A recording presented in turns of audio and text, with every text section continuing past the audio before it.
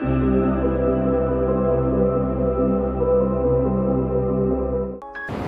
teman-teman, di video ini saya ingin menjelaskan arti mimpi. Arti dari mimpi-mimpi yang kamu alami. Ya, kamu yang nonton video ini jangan khawatir karena audiens di sini akan mewakili kamu untuk bertanya kepada saya apa arti mimpi. Ya, saya rasa ini cukup mewakili banyak orang. Tapi sebelum saya bertanya kepada audiens mimpi apa dan maknanya apa, saya ingin jelaskan dulu, mimpi jangan selalu kamu kaitkan dengan masa depan. Oh, aku mimpi begini, pasti akan terjadi begitu. Tidak. Kalaupun sampai terjadi, kadang-kadang kamu terlalu meyakini, menjiwai mimpi itu, akhirnya kejadian. Contoh, ada orang yang mimpi dirinya sakit. Dia bangun kepikiran terus, terngiang-ngiang, menjiwai. Kan kita tahu, nggak cuma kata-kata adalah doa, pikiran pun adalah doa, perasaan pun adalah doa. Menjiwai hal yang negatif ya akan terjadi hal negatif. Nah, kita mau murni melihat mimpi itu dari sisi psikologisnya, apa sih artinya gitu ya. Nah, di sini ada banyak audiens, saya ingin langsung lontarkan saja. Siapa di sini teman-teman yang ingin bertanya tentang mimpi yang selama ini mengganggu kamu dan kamu mau tahu artinya apa? Ada yang mau tanya, angkat tangan? Ya. Langsung aja Mbak, pernah mimpi apa?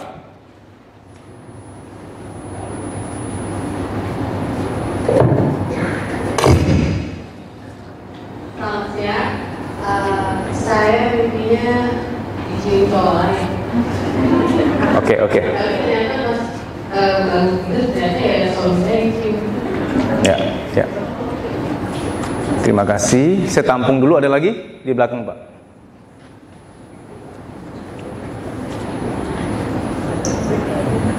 Ya, selamat siang.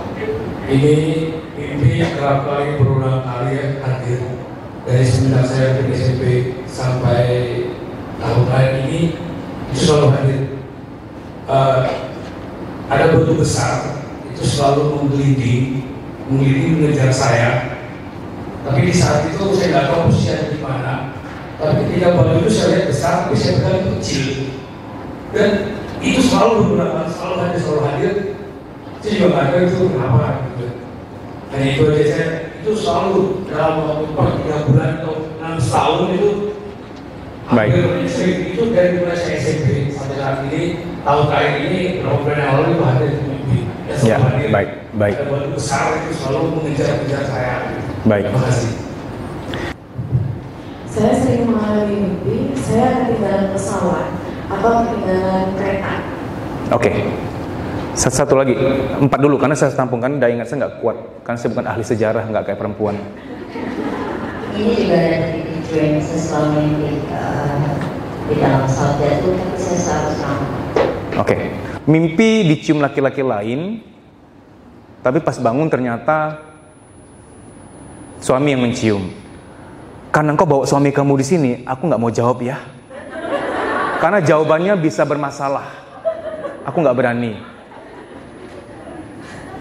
Ada mimpi dari seorang bapak, batu menggelinding mengejar beliau. Batu atau banjir atau gempa atau dikejar ular, dikejar anjing buas, pokoknya dikejar itu di alam bawah sadar kita. Ada ketakutan yang terpendam belum kelar, ketakutan akan sesuatu. Entah yang akan terjadi atau yang sudah. Contoh ya, yang sudah terjadi.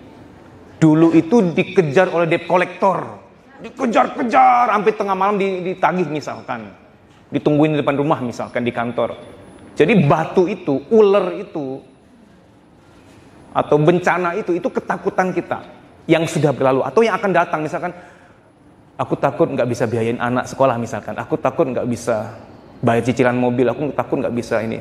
Jadi itu adalah metafor kiasan dari ketakutan. Lalu sering mimpi ketinggalan pesawat. Ini biasa terjadi pada orang yang perfeksionis. Apa-apa tuh mesti pokoknya harus tepat waktu, harus benar gitu. Jadi dia tuh ini bukan berarti ini adalah mbak, bukan. Saya bicara secara umum. Ada orang yang begitu takut salah, begitu takut lalai, karena waktu kecil mungkin dia salah dikit dimarahin banget, salah dikit dihukum banget, sehingga dia begitu takut salah. Sehingga dia kalau sering mimpi tuh, mimpinya yang ketinggalan pesawat lah, mimpinya yang lalai apalah, mimpinya salah apalah, mimpinya yang nggak benar dalam hal apa, nggak fulfill, nggak amanah dalam hal apalah gitu loh. Jadi saya bukan Tuhan yang maha tahu, saya banyak salahnya. Rasa-rasanya kalau sering mimpi ketinggalan pesawat karena kamu perfeksionis. Atau memang pernah ketinggalan pesawat, atau temen pernah curhat, gila lu gue ketinggalan pesawat, buset mahal, dia lebay ceritanya curhatnya. Jadi kalau terima curhat juga lihat-lihat, kalau temen lebay itu hindari dulu deh. Kadang-kadang ada orang fobia naik pesawat gara-gara dicurhatin lebay oleh temennya. Padahal temennya ngalamin turbulence.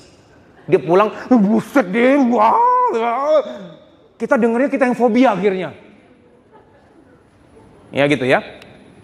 Satu lagi seorang ibu mengatakan pernah mimpi kecelakaan pesawat, sering mimpi kecelakaan pesawat, tapi ibu selalu selamat gitu ya.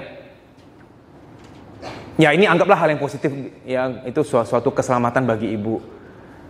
Kita sering mimpi kecelakaan pesawat itu menurut saya itu karena kita sering mendengar kabar itu kan. Pesawat ini, pesawat itu jatuh atau hilang. Kan fear, rasa takut itu kan ada tuh. Karena manusia itu sering merefleksikan ke diri sendiri. Sementara kita mungkin punya keinginan terpendam, aku harus amanah, tugasku belum selesai. Semoga aku selalu panjang umur, dijagai dengan keselamatan. Kita kan punya harapan itu. Sehingga dalam alam bawah sadar ketika mimpi, berhubung pernah ada berita kecelakaan pesawat ini dan itu kan berita masuk ke alam bawah sadar. Berita yang dibungkus ketakutan pasti masuk ke alam bawah sadar. Sementara kita punya keinginan untuk aku harus selamat nih. Jadi itu dikombine. Aku yang pengen selamat, aku harus selamat, tugasku masih banyak, aku gak boleh mati dulu nih. Plus ada berita seperti itu. Oke, 4 pertanyaan berikutnya lagi.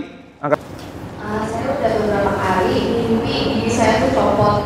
Oke. Entah di depan atau di belakang. Di mimpi itu orang saya tuh gusinya tuh gagal sampai dari gigi copot gitu aja. Oke. Aku belum ada nanya mimpi mantan ya, belum ada ya. Terus. Saya pernah beberapa kali mimpi mengetir di tengah kuburan. Oke. Masa takut nggak? Masa takut atau nyaman? Agak merinding, Pak. Agak merinding? Ya. Oke. Berikutnya. Itu kuburan siapa tuh? Enggak. Saya sering mimpi suami selingkuh. Kamu udah menikah emang? Ya.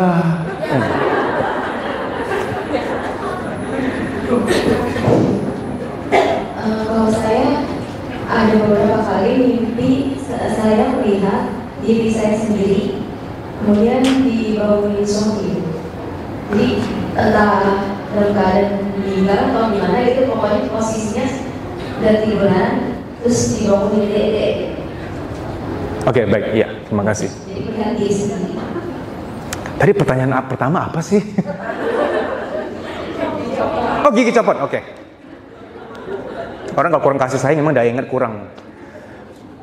Gigi copot itu kamu ada ketakutan, takut kehilangan sesuatu yang berharga. Karena gigi oleh alam bawah sadar itu very important things. Jadi mimpi gigi copot tuh karena kamu takut banget kehilangan sesuatu yang berharga. Entah itu pasangan, perhiasan kamu, nama baik kamu, harta kamu, apapun yang kamu anggap berharga. Ya, dan tidak berarti akan benar-benar copot giginya. Lalu pertanyaan kedua, mimpi suami selingkuh. Nah, kalau mimpi pasangan selingkuh itu ada beberapa kemungkinan. Pertama adalah memang dia pernah selingkuh, traumanya masih ada, kita masih luka batin, sehingga itu masih diperkarakan oleh alam bawah sadar. Sehingga waktu tidur mimpi rewind bahwa dia selingkuh, baik dengan orang yang sama atau orang yang mukanya nggak jelas, karena masih belum ada kepercayaan sama dia, kita masih luka batin. Atau ada orang yang mimpi pasangan selingkuh itu karena dia sendiri, gini, aku sendiri selingkuh. Orang sebaik gua aja bisa selingkuh loh. Gua ini baik padahal, tapi gua selingkuh. Apalagi dia ya, jangan-jangan belum ketahuan aja nih. Jadi ada orang mimpi pasangan selingkuh karena dia sendiri selingkuh. Itu dia refleks ke dirinya, gua aja selingkuh apalagi pasangan. Sehingga alam bawah sadar dia tuh juga, jangan-jangan dia juga selingkuh. Sehingga dikonstruksi dalam mimpi. Oh, kuburan, nyetir di kuburan. Aku belum pernah ketemu sih begini sih. Maka aku tanya, serem atau enggak, merinding ya? Ya, bisa jadi cuma pengalaman aja, kamu pernah ya nganter jenazah atau apa, atau nonton film azab yang apa tuh, azab-azab kuburan yang mayat diadukan semen atau apa tuh. Ya, tonton tentang kuburan aja sih kayaknya, tonton murni tayangan, itu nggak bermakna psikologis. Melihat diri tertidur, kayak meninggal gitu. Ada yang bangunin suami. Oke. Bisa jadi ya, saya nggak maha benar, saya banyak salahnya. Ada ketakutan tentang meninggal, takut penyakit atau takut meninggal. Sementara di batin kamu, suami kamu adalah dunianya kamu. Suami kamulah penenang kamu, suami kamulah penyelamat kamu. Kamu sayang banget sama suami, sehingga dia adalah tanda petik malaikat kamu, penyelamat kamu, ya, penolong kamu, ya. Mungkin seperti itu. Satu-satu aja deh, saya nggak ini. Oke, Mbak langsung ngomong. Ya. Saya pernah mimpi mengubur jenazah dan juga bermimpi mengubur jenazah. Ya, dan bermimpi juga dengan orang yang saya suka. Bermimpi? Saya ada dua pertanyaan. Satu, pernah mimpi mengubur jenazah. Oke. Kedua, saya pernah bertemu dengan orang yang saya sukai. Yang kedua apa? Nggak kurang kedengar? Beliau bermimpi bertemu sama orang yang dia sukai. Oke. Yang soal ngubur jenazah itu karena tontonan sih kayaknya ya, bener. Karena azab-azab banyak yang main mayat, kuburan apa tuh. Yang kedua, mimpi bertemu orang yang dicintai bisa jadi ya memang masih ada rasa. Kalau orang bilang mimpi mantan berarti akan ketemu mantan dan jodoh sama dia, itu salah total. Bisa jadi juga waktu dulu pacaran sering ke tempat-tempat indah kayak gunung, pantai, semak-semak. Jadi kalau mau pacaran jangan sering ke tempat-tempat indah. Kalau sering ke tempat indah tuh terukirnya kuat gitu loh. Kalau mau pacaran juga jangan suka ke semua mall. Nanti ketika udah putus nggak ada mall yang indah lagi gitu. Kayaknya banyak kenangan aja sih, banyak kenangan. Jadi kalau kamu belum serius-serius amat mau sama seseorang, jangan pergi ke semua tempat indah sama dia. Karena terukirnya kuat gitu. Yang berikutnya lagi Pak. Kalau aku mimpi 3 kali, pasti ada yang antar ke depan Ka'bah. Terus sosoknya itu cahaya. Sampai aku pas mimpi kedua ketiga itu aku tanya, kok aku datang sini lagi ya? Padahal dari sini. Ya memang aku udah posisinya di sini aja terus ini. Kalau itu sih memang kamu harus mendekat pada Allah. Semua orang kan juga begitu. Syukur dapat mimpi seperti itu, berarti harus mendekat pada Allah. Ya positifnya seperti itu. Satu pertanyaan terakhir. Pak dari depan Pak. Ada yang mirip mantan nih Pak. Sini Pak. Aku sering mimpi naik gunung, cuma ada yang kadang naik mobilnya lancar, kadang ada pernah kayak perjuangan naik gunung tinggi, cuma sering mimpi kayak manjat Sendirian. sendirian sih. Ya. Itu umum lah Mbak, itu perjuangan hidup aja sih. Nggak ada makna apa-apa. Maka aku tanya, sendirian nggak? Mau ditemenin nggak gitu? Saya sering bermimpi ketemu orang yang sama. Ketemu terus ngapain? Ngopi-ngopi? Ketemu sama keluarga yang sama. Tapi bukan keluarga. Ya ketemu terus ngapain? Ketemu doang gitu? Kayak macam tamu ketemu orang itu selalu. Ya, bisa jadi ada janji yang belum kelar sama dia. Pernah janji kayak, gue terakhir makan durian lah ya. Ada janji mungkin. Mungkin ada sesuatu janji, atau kebalikan, mereka ada janji sama kamu. Kamu pernah ngarep mereka memenuhi janji itu. Biasa soal janji sih. Makanya kalau kamu sering mimpin mantan bukan jodoh, biasanya karena dia ada hutang sama kamu belum kelar. Oke. Saya pernah mimpi berada di ruangan yang gelap, terkunci, terus saya mau keluar menuju pintu tuh rasanya susah. Nah, itu namanya trauma sesek. Trauma sesek itu di kegelapan atau entah di lift yang sempit atau yang gelap. Itu ada trauma sih Mbak. Kalau Mbak ikutin videoku YouTube yang terakhir tuh, itu akan ketemu nanti. Tengah malam nanti jam 12, buka kuliah psikologi, videoku yang terakhir banget. Itu mendiagnosa, itu pasti akan ketemu trauma sesuatu, entah dibekep, entah mengurung diri sendiri waktu lagi sedih di kegelapan, atau mungkin pernah terjebak di lift. Aku nggak boleh menduga-duga, nanti ketemu akarnya ya. Tengah malam jam 12, buka videoku yang terakhir banget. Silakan Mbak. Iya, saya pernah bermimpi bahwa arus sungai yang tsunami kan. Kan ini itu 2 bulan sama. Baik, alhamdulillah. Bencana, gempa bumi, banjir, tsunami, apapun itu, cuman dua kemungkinannya. Pertama, kita sering mendengar berita itu sehingga kita takut. Karena manusia itu psikologisnya merefleks ke diri sendiri. Kalau aku ngalamin gimana ya? Jangan sampai deh gitu. Atau yang kedua, tsunami, banjir, bandang itu, terus gempa, bencana itu metaforik, kiasan dari ketakutan. Tapi ketakutan besar. Kadang-kadang ketakutan gabungan. Takut soal dikejar-kejar hutang, takut sakit, takut mertuain zolim terus ngata-ngatain, takut pasangan mengkhianati, takut soal keuangan di masa depan. Jadi kalau kamu mimpi kena bencana, itu tuh ketakutan, beberapa ketakutan yang akumulatif jadi besar dia gitu. Baik teman-teman, saya ingin bahas soal analisa mimpi, diagnosa mimpi, apa makna dari mimpinya kamu. Jadi kalau ada yang mau bertanya, bisa maju ke depan di sini. Ini mohon izin saya YouTube-kan, hanya bagi yang mau aja. Kamu tanya tentang mimpi kamu dan apa maknanya ya. Untuk mengedukasi masyarakat juga bahwa mimpi itu tidak selalu sesuatu yang bersifat petunjuk Tuhan. Kadang-kadang hanya bunga tidur. Contoh-contoh. Kadang mimpi itu kompilasi, contoh ya. Misalkan saya pernah pacaran dengan wanita yang suka pakai baju merah. Oke, terus putus dan sedih. Nah, terhadap warna merah, baju merah itu aku ada sentimen tuh, oke? Satu. Yang kedua, aku pernah masuk ke suatu supermarket buru-buru mau beli kiranti, misalkan buru-buru gitu, menabrak nenek-nenek yang bawa keranjang belanjaan, tumpah belanjaannya. Aduh, maaf ya Nek, maaf, aku bantu betulin keranjangnya. Maaf ya Nek, masukin belanjanya. Sorry ya Nek, merasa bersalah. Itu kejadian mungkin yang sekian tahun beda lagi. Lalu di sekian tahun lagi ada kejadian yang berbeda, yang independen, lagi nunggu taksi di halte, lagi hujan, nunggu taksi lama, antri karena yang antri taksi juga banyak. 3 kejadian ini suatu saat bisa terkompilasi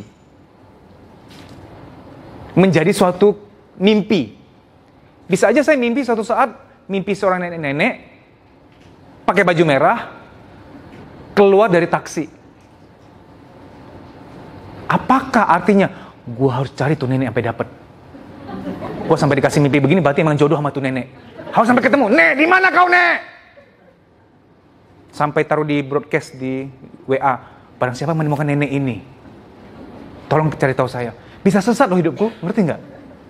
Itu bukan untuk dicari, bukan. Itu kompilasi. Kejadian A, kejadian B, kejadian C digabung. Contoh lagi, kamu pernah nonton dulu tuh ada film mitologi Yunani, Immortal. Wah, itu beberapa scene adegannya tuh serem banget, yang sampai ya serem-serem lah, yang sampai berdarah gitu kan. Oke, ada sebuah tayangan, ada binatang mitologi yang misalkan saja badannya itu binatang, misalkan kepalanya atau dari perut ke atasnya adalah manusia. Oke, itu satu. Lalu ada kejadian di mana kamu belum ikhlasin sesuatu terhadap si mantan. Ya, pacaran 5 tahun dia kawin sama orang lain. Ya. Suatu saat kamu bisa mimpinya begini. Kamu mimpi yang nikahi mantan kamu itu yang wujud setengah binatang, setengah manusia itu, ngerti nggak? Ngejar-ngejar kamu. Entah kamu lari atau kamu lawan. Nih, kebenaran kapan lagi gue bunuh juga nih. Jadi mimpi begitu, itu kompilasi antara tayangan sama luka batin kamu belum kelar, ngerti nggak? Kompilasi aja tuh. Termasuk mimpiin mantan, bukan berarti harus balikan sama mantan. Ada banyak kemungkinan, ada 4. Pertama, bisa jadi dia ada hutang belum bayar. Banyak pula kan, kamu jadi BPR berkedok cinta selama ini. Atau hutang janji ini, janji itu yang non materi. Atau yang kedua, sama dia tuh kamu sering di tempat-tempat indah. Jadi kenangan indah tuh banyak sama dia. Ke pantai, ke padang rumput, taman bunga, semak-semak. Jadi banyak bersama dia tuh di tempat-tempat indah. Jadi membekas gitu. Sehingga saya minta tolong, maka pacaran itu diharamkan. Kenapa? Ini salah satu konsekuensinya. Kok kamu belum apa-apa udah pacaran sana sini kemana-mana, nanti move on-nya yang berat gitu. Termasuk tuh kalau pacaran jangan sering ke semua mall Jakarta dipergiin semuanya tuh. Ketika udah putus nggak ada lagi mall yang indah buat kamu. Ke mall apapun inget dia gitu. Jangan gitu. Jadi kamu mimpin mantan karena sering bersama dia di tempat-tempat yang indah. Jadi masuk ke alam bawah sadar. Yang ketiga, bisa mimpin mantan karena kamu belum ikhlas, masih marah, kesel sama dia, benci gitu. Tapi kan kadang di mimpi dibuatnya baikan. Jadi baikan lagi, damai. Itu cara alam bawah sadar kamu untuk melakukan usaha pendamaian. Karena salah satu fungsi alam bawah sadar tuh rekonsiliasi. Atau yang keempat, kamu masih ada rasa sama dia memang. Terus kamu mimpi ketemu dia, ngakak-ngakak, happy kembali kayak dulu. Itu bukan berarti kamu harus bersama dia, bukan berarti dia jodoh kamu, bukan. Ngeri loh. Apalagi yang sudah menikah, aku mimpi loh ketemu mantan kami happy-happy gitu. Pergi lagi ke sebuah rumah makan di tepi pantai yang dulu dia pernah bilang, saya makan di sini yuk, katanya di sini air putihnya enak katanya. Ya versi kere kan. Biasanya kan kepitingnya enak, apa ini air putihnya enak. Nostalgia lagi di mimpinya, bukan berarti kamu harus balikan sama dia loh ya. Karena masih ada rasa gitu. Termasuk papa mama yang udah meninggal, kita mimpi beliau datang. Itu karena kita rindu gitu, atau belum ikhlas atas kepergian beliau gitu. Bukan berarti memang di malam itu benar-benar ruhnya datang, enggak selalu gitu. Nah, jadi mimpin mantan udah pasti bukan berarti karena harus bersatu. Nah, ada yang mau bertanya nggak di sini? Angkat tangan. Tapi harus maju ke depan konsekuensinya. Yuk, karena ini saya YouTube kan. Ada yang mau bertanya? Ya berhubungnya nanya pasti tentang mantan semua kan? Yang udah terjawab juga. Ada yang mau nanya tentang mimpinya apa, maknanya apa? Ya, Mas silakan maju sini depan, Mas. Ya.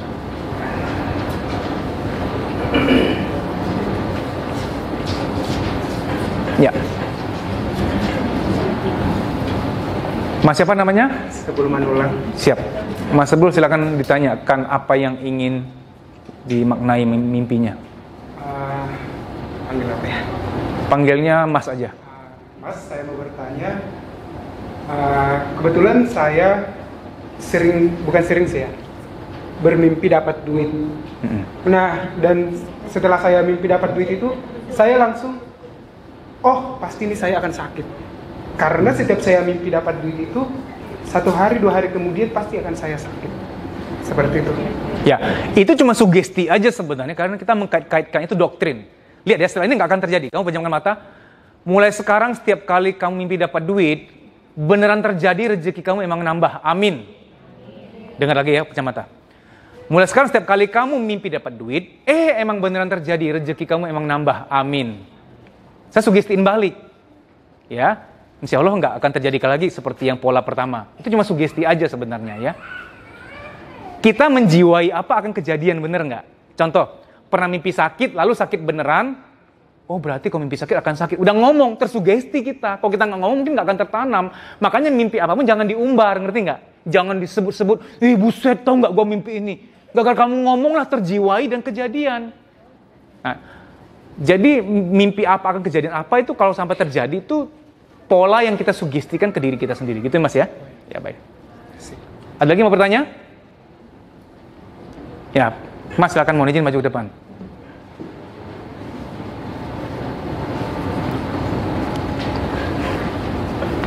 Ya, silakan.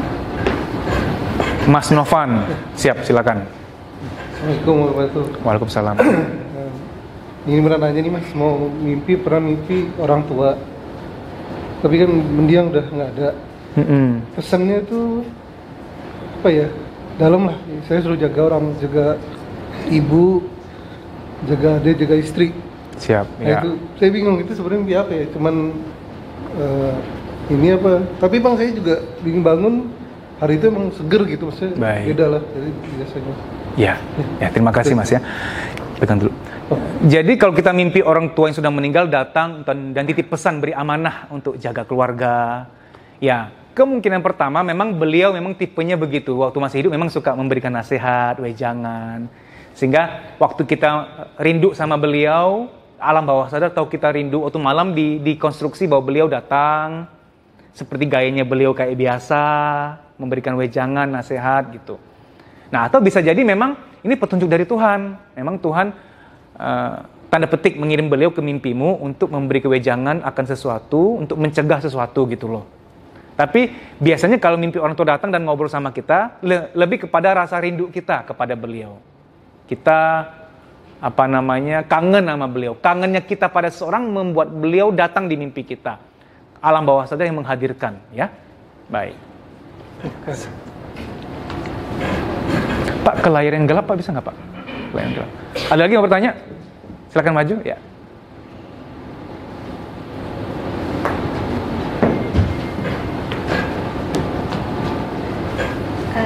Ya, Mbak Kartika, silakan. Ya, aku mau tanya, aku pernah mimpi dikejar ular putih. Ya. Itu jadi posisi aku ularnya cowok atau cewek? nggak tahu. Ya. Nah, posisi aku pas mimpi itu aku langsung baca di internet. Katanya tuh aku kayak menyanyiakan orang yang udah ngejar aku apa gitu. Emang posisinya ada, cuman pas aku lihat ularnya tuh akhirnya mati. Aku jadi nggak ngerti aku tuh salah atau enggak di situ. Gitu. Itu artinya apa? Itu aku cuma bukan tidur doang. Iya. Mimpi dikejar ular atau anjing atau apapun itu kiasan metafor dari ketakutan kita akan sesuatu. Di masa lalu kita pernah melakukan kesalahan, gua salah tuh sebenarnya, cuma orang nggak tahu gua yang melakukan itu. Jadi kita dikejar oleh rasa bersalah kita, atau ada orang pernah teror kita, atau ada orang yang pernah marah-marah ke kita belum kelar. Jadi ular lebih kepada ketakutan, kecemasan kita atau rasa bersalah kita. Jadi mengenai bahwa itu berarti pernah nolak seseorang ya. Saya belum pelajari sih itu sih, bukan soal itu sih. Lalu ularnya mati, ya syukurlah dimatiin kan. Terus habis itu masih mimpi lagi? Enggak. Oh, ya udah syukur kan mati, kok kan mimpi terus tuh jadinya. Sama mau nanya satu lagi Mas. Kalau misalnya kita mimpi nih, terus kita bisa lanjutin mimpinya pas sudah bangun. Ini udah bangun nih, terus kita lanjutin mimpinya dan itu mimpinya kejadian, itu mimpi beneran atau kita buat-buat sendiri? Nggak, saya harus tahu itu skenarionya apa. Boleh tahu nggak skrip atau skenarionya atau apa yang kamu mimpikan waktu itu? Waktu itu aku mimpi jadi aku kayak mau dibunuh orang gitu. Nah terus aku kayak penasaran kelanjutannya aku mati atau enggak, jadi aku lanjutin sendiri. Terus kamu matiin dia? Enggak? Oh. Finalnya kamu kan lanjutin mimpinya. Apa yang terjadi finalnya? Finalnya itu aku selamat. Kamu selamat, dianya? Nggak tahu mana. Oh oke. Iya, gini. Kita setelah mimpi buruk, biasanya pas bangun kan kepikiran, duh kenapa mimpi gitu ya? Nah, kenapa gua mimpi gitu ya? Aduh gimana ya? Aduh gua nggak mau begitu, gua nggak mau itu gitu. Nah, gua nggak mau itu didengar oleh alam bawah sadar sehingga di malam berikutnya dia mengkonstruksi supaya menjadi yang baik gitu loh. Jadi mimpi kamu tanya kenapa ya kok aku mimpi gitu? Biasanya akan berseri lagi karena dilanjutkan oleh alam bawah sadar. Oke, ya. Ada lagi yang mau bertanya? Silakan Mbak.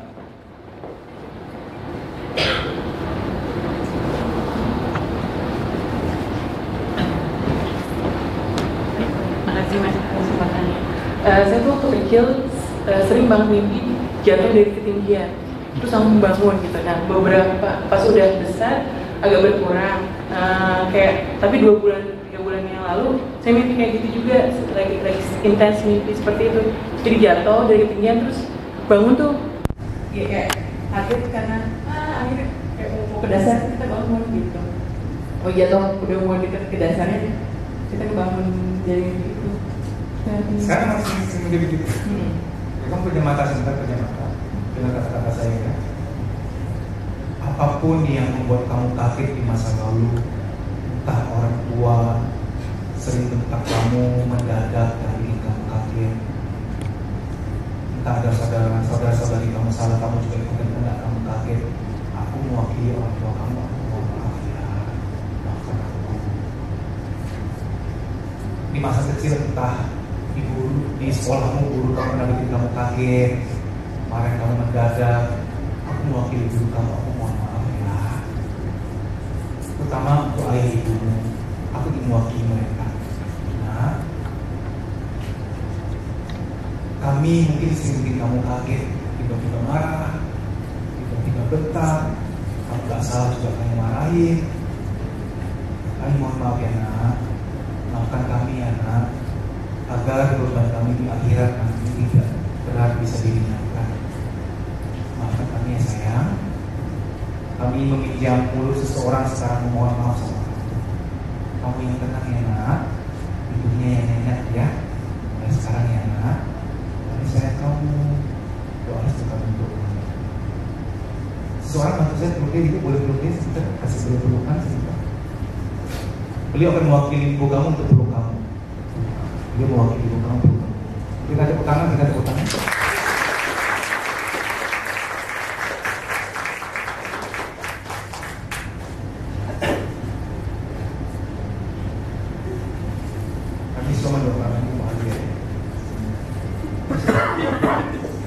Lagi pengen ngobrol lagi kayak.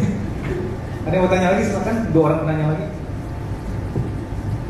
Ya, jadi kalau mimpi sering kaget jatuh tuh karena waktu kecil sering dikagetin. Karena mimpi itu metaforal, kiasan. Jatuh dari loteng atau apa tuh itu kiasan dari kaget karena hal yang lain sebenarnya. Saya ingin bertanya tentang mimpi yang paling sering saya alami itu tentang rumah masa kecil saya, rumah tempat saya tumbuh. Dulu kan saya hidup di sebuah rumah yang besar, itu punya kakek nenek saya, dan saya tumbuh di sebuah rumah satu tempat saja di tengah.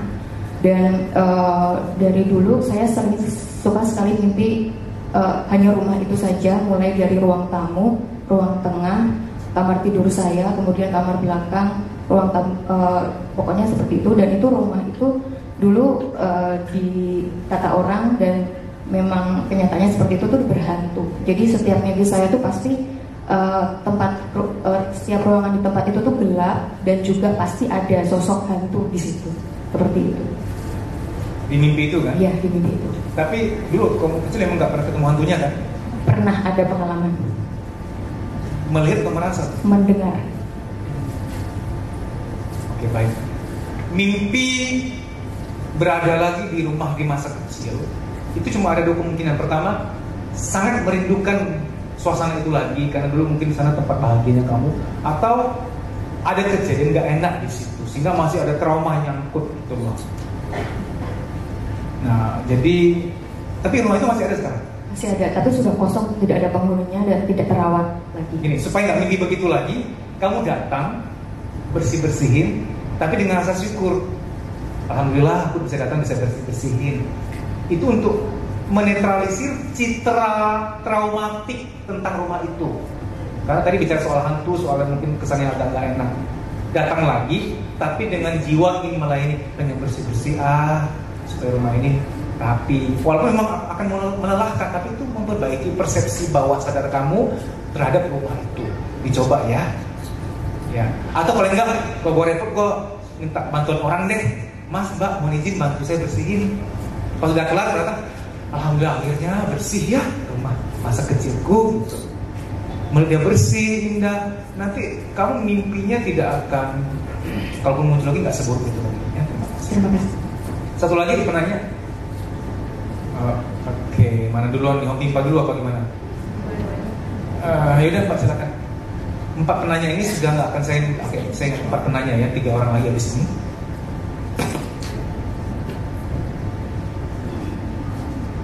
Mbak Lia. 2 bulan sebelum ini saya sering mimpi. Mimpinya itu udah meninggal. Mimpi kamu meninggal. Ya. Mimpi kamu keluar dari badan melihat diri kamu sendiri nggak? Mimpi saya. Kamu mimpi kamu meninggal kan? Iya. Tapi sampai yang kamu keluar, kamu melihat badan kamu nggak? Lagi dimandiin. Terus ada siapa di situ? Lagi dimandiin? Ibu saya. Ibumu, oke. Lalu? Itu aja. Oke. Pertama, kita maknai, kita baik sangka saja. Itu petunjuk dari Allah supaya kita jaga-jaga, banyak beribadah, banyak bersyukur, banyak berbuat baik. Karena sekarang banyak orang hidup tuh lupa bahwa mati itu ada, ya kan? Wah, mau seenaknya dia aja gitu. Malah sering mimpi begini, malah baiknya adalah kamu jadi orang yang baik, ibadahnya jadi bagus segala macam gitu kan. Yang kedua, mimpi mati itu nggak selalu bahwa akan mati. Karena ketakut, parno aja gitu. Ini banyak orang sekarang belakangan sakit apa terus meninggal usia muda, kita parno. Maka membaca berita tentang penyakit atau kematian tidak boleh pagi banget, nggak boleh malam banget. Kabar buruk tidak boleh dibaca waktu pagi atau malam. 2 itu aja tuh gerbangnya. Makanya tuh TV berita aku udah lama nggak nonton kalau pagi itu malam. Karena mereka nggak bisa sortir, tau nggak? Berita tentang kecelakaan pagi-pagi jam 5 gitu, aduh nggak cocok gitu loh. Apalagi radio jam 8 malam bisa memberikan orang apa kecelakaan apalah kecelakaan apa, nggak deh. Oh, itu biasanya kita sering mimpi tentang kematian atau mimpi kita sakit karena sering membaca berita tentang penyakit atau kematian di waktu yang nggak tepat. Tapi kenapa sering ya? Oke, gini, kamu pejamkan mata ya. Mulai hari ini lihat ketika tidur, mimpinya mimpi yang indah, bisa bermanfaat bagi banyak orang. Tarik nafas panjang. Kamu akan mimpi dalam keadaan sehat, membahagiakan keluarga kamu bangga sama kamu, bangga banget. Dan kamu terlihat sangat bahagia dalam keadaan sehat. Karena tugasmu masih banyak, masih perlu meringankan beban banyak orang. Itulah Lia. Tarik nafas panjang. Mulai malam hari ini dan malam berikutnya, kamu tidurnya nyaman, tentram, dan merasa aman. Amin. Jadi Mbak Ima ini mimpi Bu D ini sudah meninggal, mendatangi dia dalam mimpi, tapi mencekik gitu kan, atau ingin membunuh tadi itu. Oke. Padahal pada kenyataannya waktu Bu D hidup sangat baik ya hubungannya ya, yakin nggak saling menyakiti ya. Oke. Dan ada informasi bahwa anaknya Bu D itu masih belum ikhlas, masih sedih ya. Oke. Begini, kalau kita mimpi seseorang, waktu beliau dulu hidup sama kita baik kok, masa baik banget malah. Tapi kok malah mimpi, dia dalam mimpi datang mau nyakitin aku gitu, mencekik aku misalkan. Kalau kamu merasa nggak pernah nyakitin seseorang, dia juga nggak nyakitin kamu selama hidup, tapi mimpinya dia datang dan menyakiti kamu, itu lebih kerasa bersalah. Mungkin misalkan aku kok merasa bersalah nggak bisa bahagian anaknya, nggak berhasil membujuk anaknya biar ikhlas. Andai kata aku ini cukup berhasil membuat anaknya ini ikhlas, tenang, kayaknya tugasku itu terpenuhi gitu. Walaupun Bude nggak pernah ngomong ke aku, tolong ya bahagian anakku. Walaupun Bude nggak pernah ngomong begitu, tapi aku kok pengen bisa jadi teman buat anaknya beliau, pengen bisa buat beliau ikhlas anaknya ini.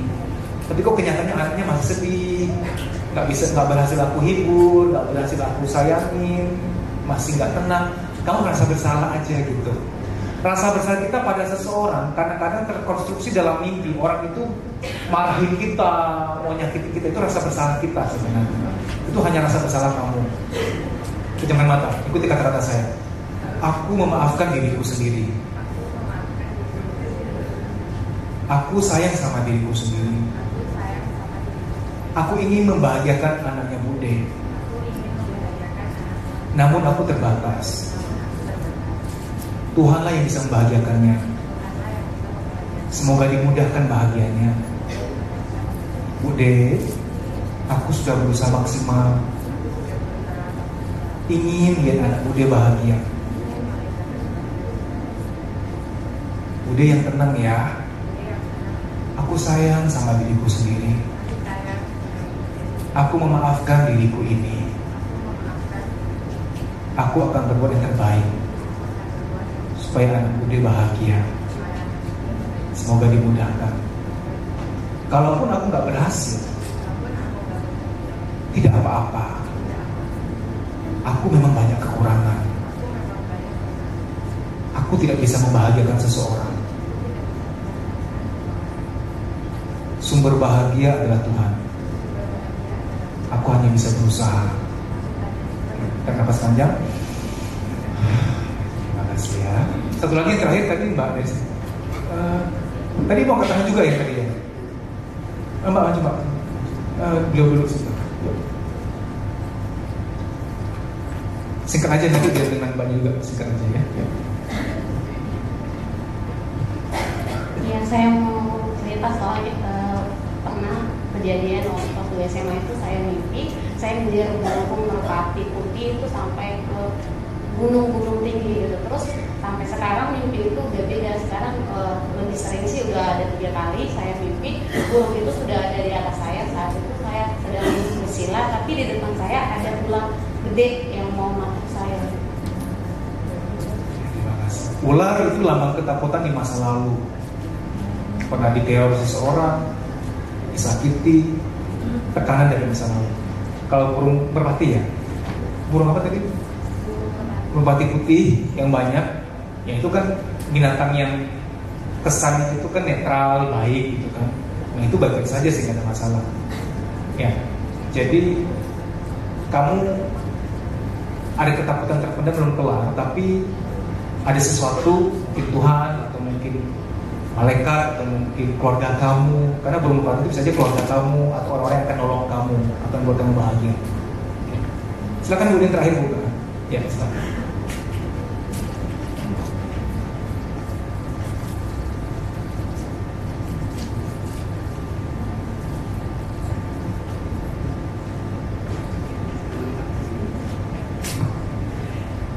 Mimpi saya itu selalu seperti bercerita, dan sampai bangun bisa ke bawah perasaan.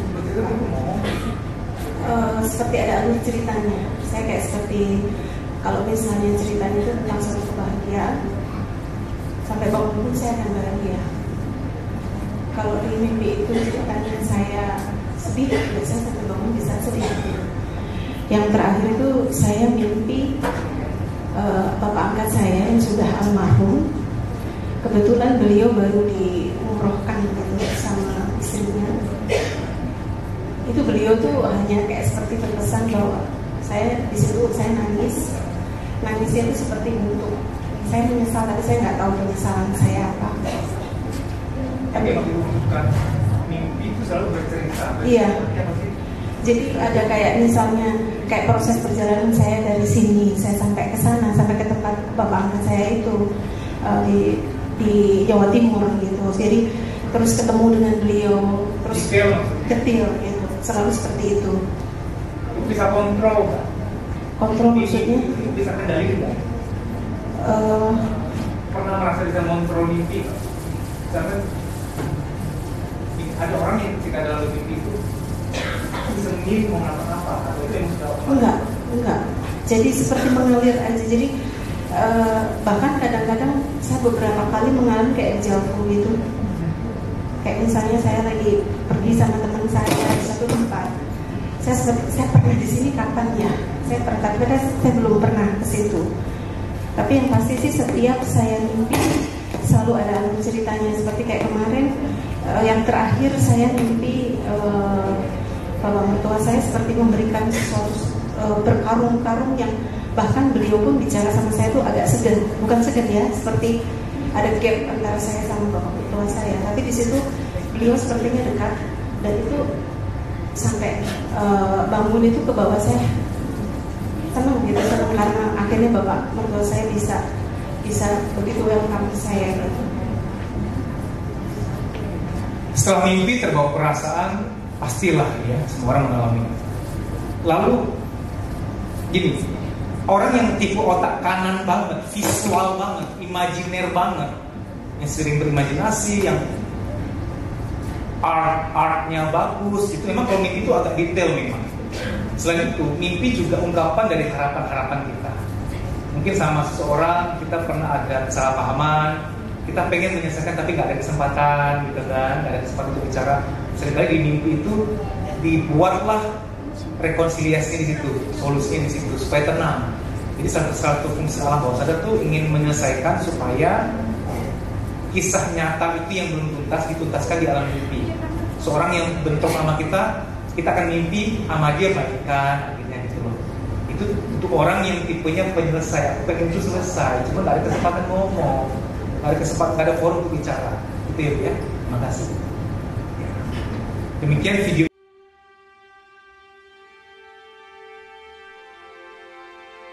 Teman-teman, saya mau meluruskan suatu pemahaman yang sangat klasik.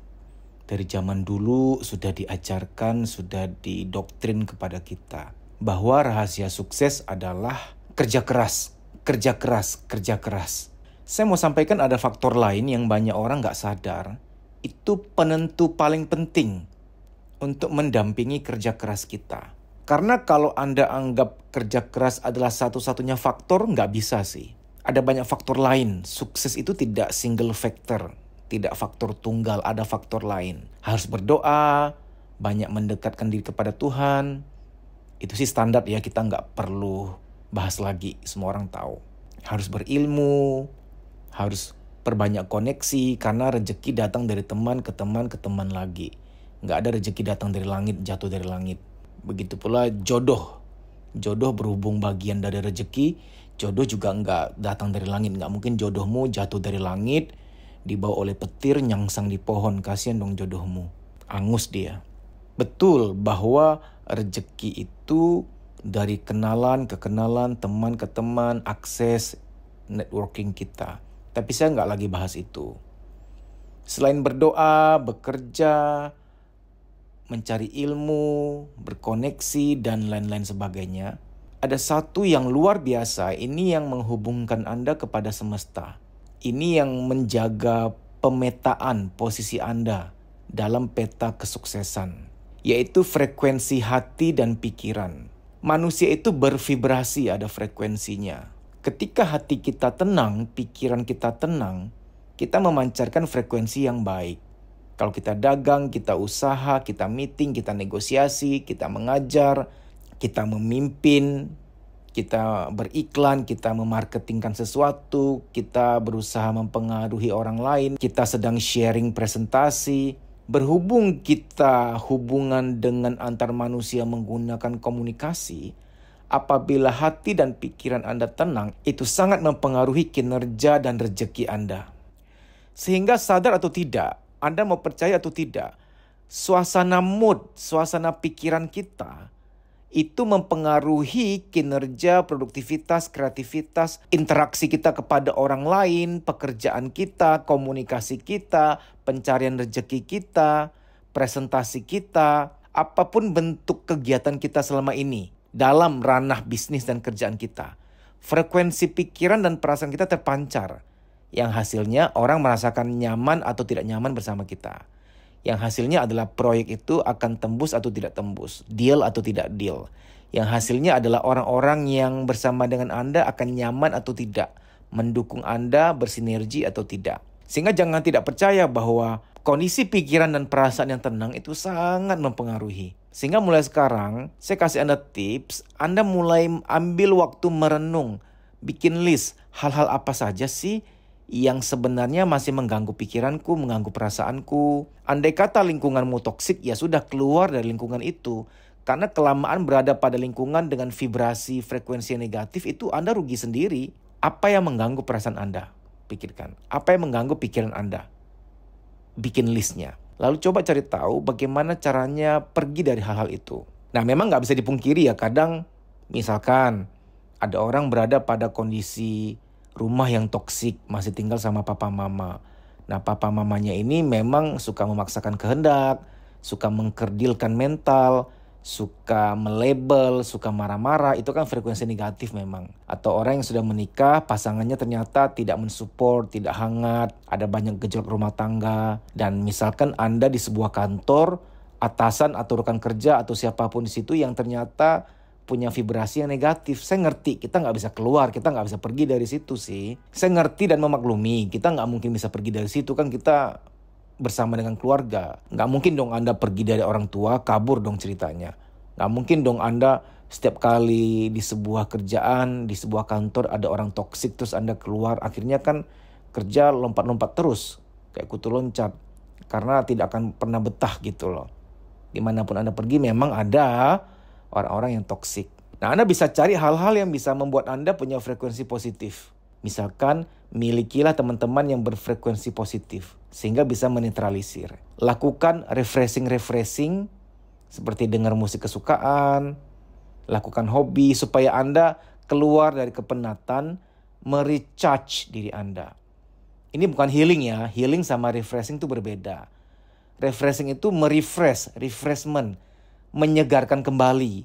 Kalau kita bicara healing itu beda. Healing itu penyembuhan trauma, penyembuhan luka batin, penyembuhan insomnia, penyembuhan mood swing, penyembuhan inner child, penyembuhan mental block. Healing itu menyembuhkan. Tapi kalau refreshment itu menyegarkan kembali. Contoh, saya kalau lagi panas-panasan, kadang tuh sambil ke ATM ngambil uang sambil ngadem sejenak. Itu saya refresh, menyegarkan diri saya. Itu menyegarkan, merefresh. Ketika keluar ya panas lagi. Nah, Supaya pikiran dan perasaan Anda positif, tenang, memang perlu ada 2 hal. 1, healing, penyembuhan. 2, refreshing. Nah, penyembuhan ini kan nggak mudah ya. Anda harus ikut training soul healing misalkan, harus ketemu terapis, harus ketemu healer. Nah, tapi untuk sementara Anda bisa refreshment. Hal-hal apa yang bikin Anda tenang, damai, relax, itu penting sekali. Baik demikian ya, semoga ini bermanfaat. Teman-teman, saya juga mau menawarkan satu paket terapi ketenangan namanya. Nanti terapi ini akan dikirimkan ke email Anda. Nanti Anda bisa dengarkan langsung, Anda download ke HP Anda. Jadi setiap kali di kantor atau di kampus atau di rumah atau di mana saja, ketika Anda lagi merasa mood Anda nggak enak, lagi bad mood nih, atau lagi cemas, atau lagi nggak enak hati, atau lagi mumet, Anda ambil waktu sebentar, pasang headset, dengarkan terapi ketenangan ini. Terapi ini bisa menyegarkan pikiran Anda, bisa merelaksasi pikiran Anda. Di dalamnya isinya apa?